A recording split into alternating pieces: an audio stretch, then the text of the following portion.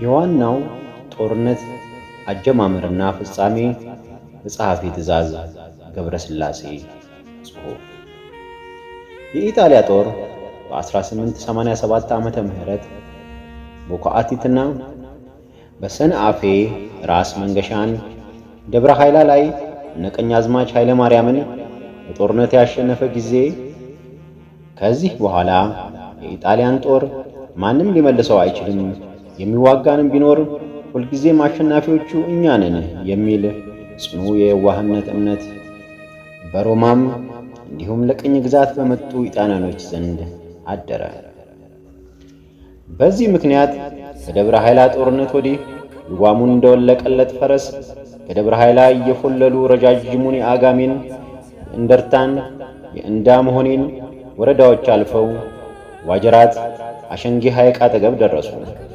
በንጉሠ ነገሥቱ ከኋላ የተደገፈው ግንባር ቀደሙ የራስ መኮንን ጦር መጠጋቱን ሲሰሙ ከአሸንጌ ሐይቅ ወደ ኋላ መለስ ብለው አላጌ ላይ መሸጉ። የአላጌ ጦር ሲፈርስ እንደ ታላቅ ውርደት ቆጠሩት። በቁጭት የአላጌውን መሸነፍ እንመልሳለን ሲሉ የመቀሌው ተደገመ።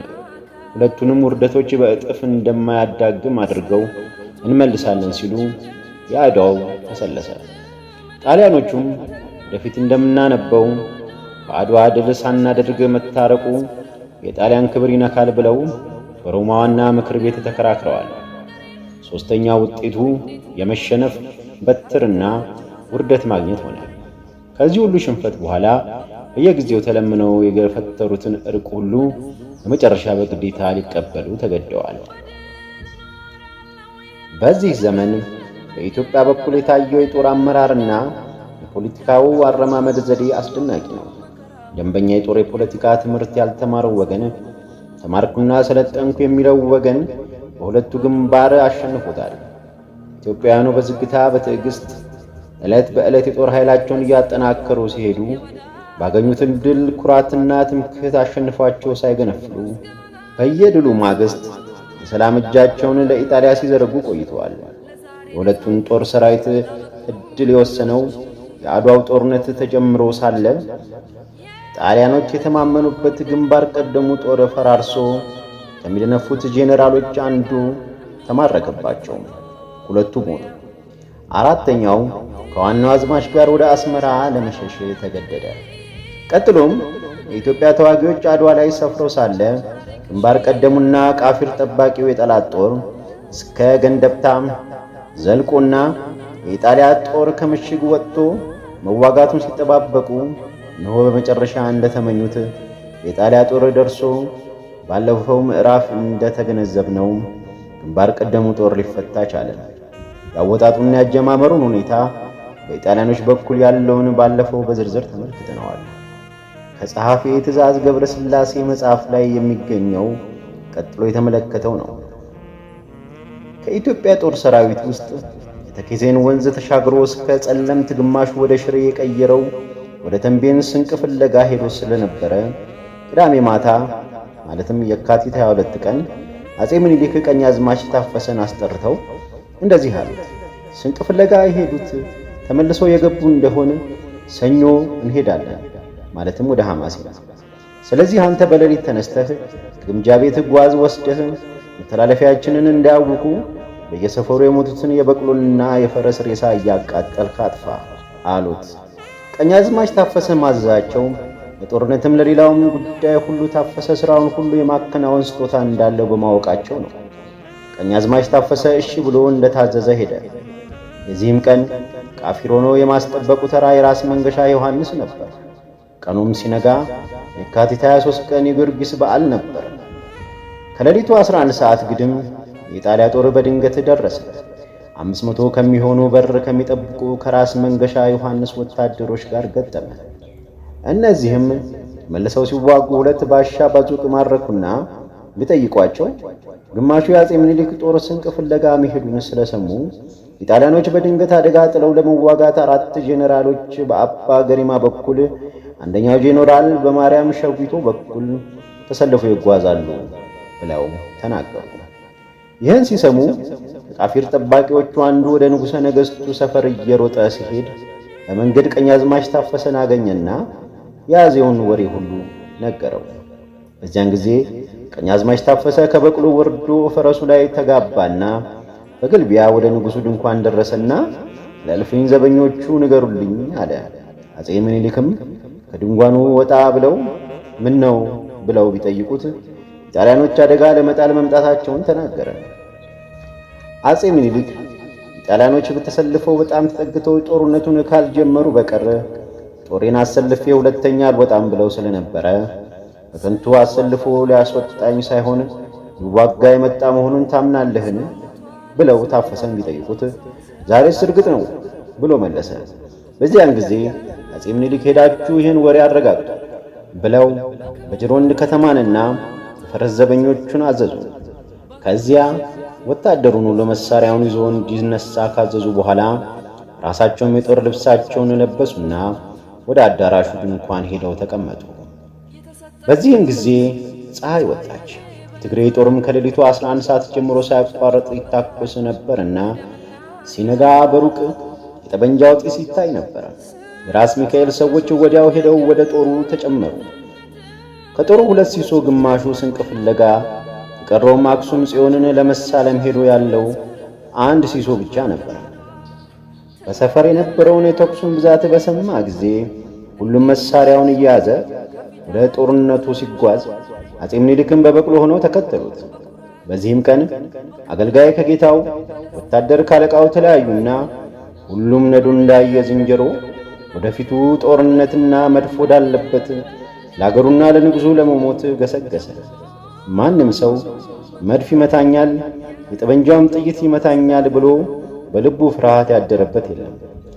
አለቃው ሲወድቅ ወታደር፣ ወንድሙ ሲወድቅ ወንድሙ እያነሳም ቁስለኞቹ ራሳቸው አልጋው ይርጋ እንጂ እኔ ስመለስ ታነሳኛለህ፣ ስለዚህ እንዳታነሳኝ በመሃይምን አንደበቴ ገዝቻለሁ ይሉ ነበር። ጥይቱ ያለቀበት ወታደር የቆሰለው ወገብ ላይ ወስዶ ተኩሱን ይቀጥላል። አንዳንዱም በሩቁ ስፍራ እየሮጠ ተዋግቶ ድካም ሲሰማው አረፍ ማለት ይጀምርና ወዲያው ተነስቶ ጮማ ላበላኝ ጠጅ ላጠጣኝ ጌታዬ ምኒልክ ብድሩን እንዴት ነው የምመልሰው ይልና ይደነፋና ጦርነቱ እንደገና ይጀምራል። ንጉሡ ወደ ጦርነቱ ቦታ ሲደርሱ አቡነ ማቴዎስና የማርያምን ታቦት የያዙ ካህናት በኋላቸው ነበሩ። እቴጌ ጣይቱም ከዘበኞቻቸውና ከደጋፊዎቻቸው ጋር ሆነው በአቡነ ማቴዎስና በታቦት ጎን ነበሩ። የአክሱም ካህናት ቅዳሜ ማታ እንደ ጥንቱ ያስተዳድሩን ብለው ለንጉሡ ለማመልከት መጥተው አድረው የነበሩት በዚህን ጊዜ የእመቤታችንን ስዕልና ሰንደቅ ዓላማ ይዘው በእቴጌ ጣይቱ ግንባር ተሰልፈው ነበር። የጽዮንም ቢልተኞችም በእቴጌይቱ ፊት ይጫወቱ ነበር። ከሌሊቱ 11 ሰዓት ጀምሮ እስከ 4 ሰዓት ድረስ ተኩሱ ሳይቋረጥ ከሁለቱም ወገን ሲተኮስ ድምፁ እንደ ሐምሌ ጎርፍ ከመድፉ ተኩስ የሚወጣውም ጢስ የተቃጠለ ቤት ይመስል ነበር። በዚህ ቀን በአድዋ ዓይናችን ያየነውን በጆሮአችንም የሰማነውን ለመጻፍ ችግር ነው። በዚህ ጊዜ እቴጌ ጣይቱ በማጅራታቸው ድንጋይ ተሸክመው በጉልበታቸው ተንበርክከው በጋለ ጸሎት ወደ እግዚአብሔር ይጸልዩ ነበር። በወታደር በታጠሩት ንጉሠ ነገሥት ላይ የመድፍ የጠበንጃ ጥይት እንደ ዝናብ ይወርድ ነበር። እቴጌ ጣይቱ ጥቁር ጥላ ሲይዘው ዓይነ ርግባቸውን ገልጠው በእግር እየተራመዱ በንጉሠ ነገሥቱ ልጅ በወይዘሮ ዘውዲቱና በደንገጥሮች ታጅበው ወደፊት ጉዞአቸውን ቀጠሉ። ወዲያውም በኋላ ወታደር ሲያመነታ አይተው በርታ፣ ምን ሆነህ ድሎኛ ነውና ብለው በተናገሩ ጊዜ ወንድ ሴት ሲያበረታው መሸሻ አይሆንለትምና ሁሉም ወደፊት ገፋ። እቴጌይቱ በዚህ ቀን የሴትነት ባህሪያቸውን ትተው እንደ ወንድ ወታደሮቻቸውን በቀኝና በግራ አሰልፈው ወደ ጦርነቱ ገቡ።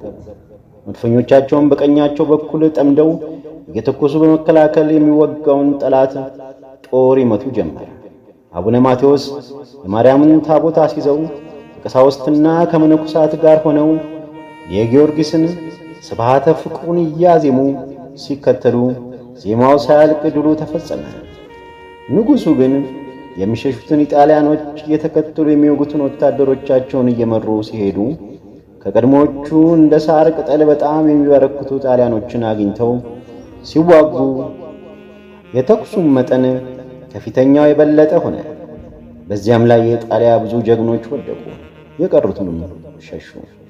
በዚህ ቀን ብዙ መነኮሳት የሰሌን ቆባቸውን እንደደፉ፣ ቢጫ ካባቸውንም እንደደረቡ፣ የቆዳ ቀሚስ ለብሰው ግማሹ ከንጉሠ ነገሥቱ ዙሪያ፣ ግማሹ ከእቴጌይቱ ዘንድ፣ የቀሩትም በተዋጊው መኳንንትና ወታደር ዘንድ ሆነው ወዲያና ወዲህ እየተላለፉ ሊዋጋ ወደ ጦርነቱ የሚገባውን እያናዘዙ ከጦርነቱ ሊሸሽ ያሰበ ሲያገኙ እየገዘቱ ሲያበራቱና ሲዋጉ አሉ።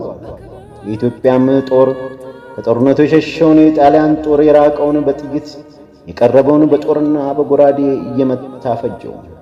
የመጀመሪያው ጦር በተሸነፈ ጊዜ አጼ ምኒልክ ወደፊት እየገፉ ጦር ያነሰበትን ግንባር እየመረመሩ በፍጥነት ጦር እየላኩ ሲያዋጉ ጊዜው 5 ሰዓት ሆነ። እንደዚህም እያደረጉ ተራራውን ካለፉ በኋላ 2000 የሚሆኑ የጣሊያኖች ባሻ ባዙቆች በአንድ ዋሻ ውስጥ አበጅተው የሚዋጉትን አገኙ። በዚያን ጊዜ ከበቅሏቸው ወርደው በዋሻውና በምሽጉ ላይ እንዲተኩሱ መድፎኞቻቸውን አዘዙ። በዚያን ጊዜ በዋሻው ውስጥ ጣሊያኖችና ባሻ ባዙቆች እግዚኦ እያሉ ጮኹ። የንጉሡ አሽከር ሊቀ መኳስ አባ ተምሳስ ጃንጥላውን እንዳስያዘ ውጋ በርታ የሚለውን ነጋሪቱን ያለማቋረጥ እያስጎሰመ ሲያዋጋው አለ። ይህንንም ሁሉ ሲያደርግ የምኒልክ ውቃቢ ስለጠበቀው እርሱንም የተቀመጠበትንም በቅሎ የመድፍና የጠመንጃ ጥይት አልነካውም። የመጀመሪያው ድል ወደ ተፈጸመበት ስፍራ እቴጌይቱ መጥተው ቆመው በእርኮትና በገንቦ ያለውን ውሃና መጠጥ በገረዶች እያስቀዱ ቁስለኞቹ ኢትዮጵያውያንና ጣሊያኖችም ሳይቀሩ እንዲጠጡ እንዲረኩ አደረጉ። 9 ሰዓት ግድም ሲሆን የአፄ ምኒልክ ጦር ቁስለኛ ምርኮ እየያዘ ከጦርነቱ ቦታ መመለስ መጀመሩን ባዩ ጊዜ እቴጌይቱ ንጉሡ ሳይመለሱ ወዴት ነው የምትመለሱት? አሁንም ቁስለኞቻችሁንና ምርኮኛችሁን ለኔ እየሰጣችሁኝ እናንተ ወደዚያው ተመለሱ ብለው ጮሁባቸው። ይህንንም ትእዛዝ በያለበት አስተላለፉ። ከእርሳቸውም ጋር ያሉትን እህታቸው ወይዘሮ አዛለች ምርኮ ይዘው የሚመለሰውን ሰው ባየችው ጊዜ ንጉሥን ጮማና ጠጅህን ትተህ የምትመለሰው በአድዋ ቤት አለህን ብላ ለፈፈች። የአፄ ምኒልክ ደግነት ወንዱ ብቻ ሳይሆን ሴቱንም መነኮሳቱንም ሁሉ አጀገነው፣ ጎበዝ አደረጋቸው። በአድዋ ጦርነት እቴጌ ጣይቱ አብሮ የነበሩትን ሴቶች ማድነቅና ማጋነን ይገባናል፣ አለስራቸውም ሲሰሩ ውለዋልና። ታሪኩን ጽፈን ለመፈጸም አንችልም። እቴጌይቱ እንዳዘዙት ከጦሩ ግንባር የተመለሰው ጦር ምርኮኛውን ቁስለኛውን እያስረከበ ንጉሡ ወደሚዋጉበት ጦርነት ቦታ ተመልሶ ከተዋጋ በኋላ የጠላት ጦር ገና አልተሸነፈም፣ ምን ነው ቆዩ፣ ጊዜውስ መጨለሙ አይደለምን ብለው እንዲመለሱ ሲሉ አንድ ወታደር እቴጌይቱ ለአፄ ምኒልክ ቢልኩ ንጉሡ በግራ በኩል ተኩስ ሰማለሁ፣ በዚህ በኩል ግን ሁሉም አልቋል የሚል ቃል ከመለሱላቸው ወዲህ ወደ ሰፈር መመለስ ጀመሩ። እቴጌይቱም የንጉሡን መመለስ ሲያዩ ወደ ሰፈር ተመለሱ። ጊዜው ድንግዝግዝ ያለ ጊዜ ነበረ። እቴጌ ወደ ድንኳኑ በደረሱ ጊዜ ውስጥ ገብተው መከዳ ብቻ ላለበት ዙፋን እጅ ነስተው ተቀመጡ። አፄ ምኒልክ ወደ ሰፈር ሲገቡ ግን ጨልሞ ነበር። ወታደሮቹም ቁስለኛውን በከብት የሞተውን ሬሳ በቃሬዛ አድርገው ወደ ሰፈር መግባት ጀመሩ። በግራ በኩል ያለው የጣሊያ ጦር ገና ስላልተሸነፈ በዚህ በኩል ያሉት ጦረኞች እስከ ሌሊቱ 5 ሰዓት 6 ሰዓት ድረስ ሲገድሉ ሲማርኩ ቆይተው በኋላ ተመለሱ።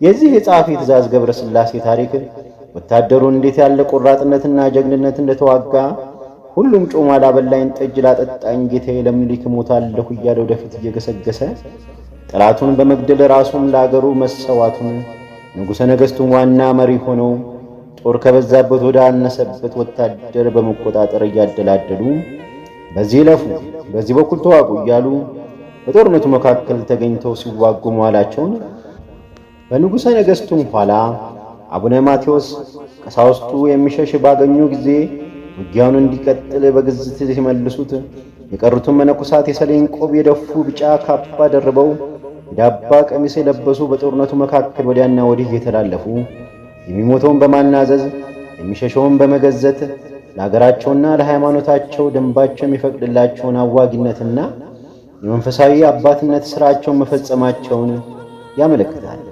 በጊዜው የነበረው መንግሥትና ሕዝብ ኅብረት አንድ በመሆኑ ወራሪነት የመጣውን ዘመናዊ መሳሪያ የታጠቀውን ጠላት ክፉኛ መጥቶ አሸነፈው። ይህም በአፍሪካ አህጉር ከዚህ በፊት ያልተደረገ ድል አድራጊነት የሚያንጸባርቅ የድል ኮከብ ብርሃን በኢትዮጵያ ነጻነት አየር ላይ እንደፈነጠቀ ኖረ።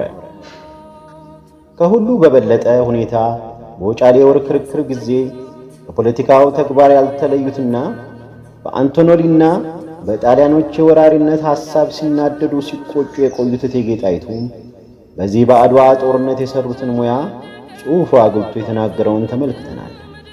ድል ማድረግም ድል መሆንም የሚመነጨው ከእግዚአብሔር ፈቃድ መሆኑን በመገንዘብ በቅድሚያ ጦርነቱ ሲጀመር በማጅራታቸው ድንጋይ ተሸክመው በጉልበታቸው ተንበርክከው እግዚአብሔርን በጸሎት ከለመኑ በኋላ ቀጥሎ ጦርነቱ ተጀምሮ እስኪጨረስ ድረስ ከንጉሠ ነገሥቱ ኋላ ከጳጳሳቱ ጎን ሆነው ለተጠማ መጠጥና ውሃ እየሰጡ የቆሰለውን እያሳከሙ የሚሸሽ ወይም ወደፊት ለመግፋት የሚያወላውል ሲያገኙ ለእቴጌነታቸው ለቁንጅናቸው መሸፈኛ የሆነውን አይነ ርግብ ከፊታቸው ላይ አንስተው እንደ ወንድ ወደፊት ግፋ በለው እያሉ በጩኸት እየተናገሩ ሲያዋጉ መዋላቸው ይልቁንም አንዳንድ ወታደር ወይም የጦር አለቃ ተዋግቶ ለጊዜው የሚማረከውን ጣሊያን ወታደር ወደ ኋላ እርሳቸው ወዳሉበት ይዞ ሲመለስ ንጉሡ ሳይመለሱ የት ነው የምትመለሱት? አሁንም ምርኮኛችሁን ለኔ አስረክቡኝና እናንተ ተመልሳችሁ ውጊያውን ቀጥሉ ያሉት ለዚህ ጦርነት ከንጉሠ ነገሥቱ ቀጥለው ደንበኛ አሳቢ ትጉህ መሪና አዋጊ መሆናቸውን እንገነዘባለን። የጦርነቱ ድል የሚገኘው ጠንክሮ በመዋጋት እንጂ ጣሊያንን ማርኮ በመመለስ አለመሆኑን ተገንዝበው ምርኮኛህን ለኔ ተው፣ ጦርነቱን ቀጥል ማለታቸው በአስተዋይነት መምራታቸውን ያስረዳል። እንደዚህ አድርገው ጠቅላላው ጦር የሚዋጋበትን ሲያስቡ በተለየ ግላቸው ቁጥሩ ከ5 እስከ 6,000 የሚደርስ ጦራቸውን በውስጡ 4 መድፍ ይዞ መዋጋቱም አይዘነጋም። በጸሐፊ ትእዛዝ ገብረ ሥላሴ ጽሑፍ ላይ በኋለኛው ሰልፍ እንደመወዝወዝ ይኸውም ማለት እንደማወላወል ሲል ባዩት ጊዜ እቴጌ ቃሉን ከፍ አድርገው ይኸውም ማለት ጮኸው ተናገሩ። አይዞህ አንተ ምን ሆነሃል? ድሉ የኛ ነው ብለው አሉት። ሰውም የተናገሩትን ቃል እቴጌን ባየ ጊዜ ሴት ሲያጣና ወይም ሲያበረታ ወንድ መሸሻ አይሆንለትምና ጸጥ አለ። ወደፊት በሚነበበው የጣሊያንኛው ጽሑፍ ላይ ደግሞ በዚሁ ጊዜ ተጠባባቂው የ7ኛ ባታሊዮን ጦር ደርሶ የአንድነት ያደረጉትን መቋቋም አበሾችን ወደ ኋላ 1000 ሜትር ያህል እንዲያፈገፍጉ አደረጋቸው የሚለው ተገናዛቢ ነው። አይነርግባቸውን ገልጠው ወይዘሮ ዘውዲቱንና ደንጎጥሮቻቸውን አስከትለው በኢጣሊያኖች መቋቋም የተነሳ የእኛን ወታደር ማፈግፈግ ሲያዩ ምን ሆንክ አንተ ድሉ የኛ ነው ብለው ያሉት በዚህ ጊዜ ነው ማለት ነው። ይህ አንድ መስመር የማይሞላው ኃይለ ቃል እህታቸው ወይዘሮ አዛለች ወደ ኋላ በምርኮ ሰበብ ሊመለስ ላሰበው ጦረኛ ወታደር ንጉሥን ትተህ የምትመለሰው አድዋ ቤት አለህን ብለው ከሰነዘሩት ጋር ተባብሮ ታላቅ የድል ፍሬ ካስገኙት ሰበቦች አንዱ ነው ማለት ይቻላል። ስለዚህ በዚህ ጦርነት ከጦር ሰራዊቱ እኩል በተግባራቸው ተሰማርተው ዘመቻቸውን የተካፈሉት የቤተ ክህነት ሰዎች ከአቡነ ማቴዎስ ጋር ሴቶቹንም ከእቴጌ ጣይቱ ብርሃን ዘኢትዮጵያ ጋር በዚያን ጊዜ ባሳዩት መስዋዕትነት በተገኘው ድል የተጠቀምንና ዛሬ የምንመካ ኢትዮጵያውያንና ኢትዮጵያውያት ሁሉ ሳናደንቅና ሳናመሰግን አናልፍም። እንግዲህ በእኛ በኩል የጦርነቱ አጀማመሩን አካሄዱንና አፈጻጸሙን ከጸሐፊ ትእዛዝ ገብረ ሥላሴ መጽሐፍ ላይ በዚህ አይነት ከተገነዘብን በኋላ በጣሊያኖቹ በኩል የካቲት 22 ቀን በዋናው ጦርነት ዋዜማ ሲመከርና ሲዘከር ተውሎ ለ23 አጥቢያ ሌሊቱን ተጉዘው ጦርነቱን የጀመሩበት ሁኔታ በሚቀጥለው ምዕራፍ እንመለከታለን። በዚህ ታላቅ ጦርነት ሽማግሌው ራስ ወልደ ሚካኤል ሰለሞን የነራስ ኃይለ መለኮት አባት ምንም በዕድሜ ገፍተው ቢያረጁ የአሽከራቸውን እጅ እንደጨበጡ ይዋጉ ነበር።